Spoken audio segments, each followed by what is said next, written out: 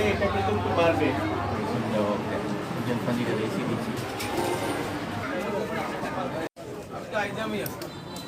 সীমান্তের নিরাপত্তা বিধানের পাশাপাশি আজকে আমরা মানবতার ডাকে সাড়া দিতে এখানে এসেছি।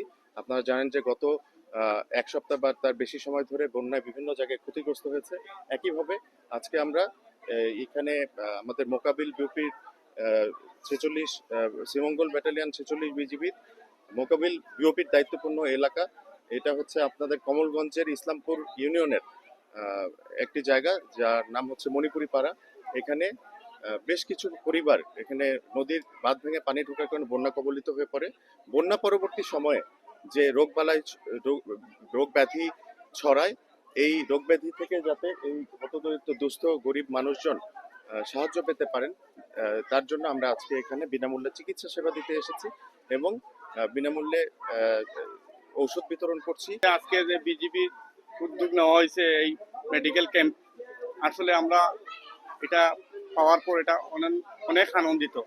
প্রাইমারি স্কুলে আজকে এই আয়োজনটা বিজেপি ক্যাম্পের পক্ষ থেকে আয়োজন করা হয়েছে। তখন এই বিজেপিটা আয়োজন করছে, এটা আমরা লাগে অনেক ধন্যবাদ। এইরকমই আরো 2-3 বার উদ্যোগ নিছে। এর আগের বারের বন্যার সময় বিজেপি এইরকম ক্যাম্পেইন উদ্যোগ নিছে।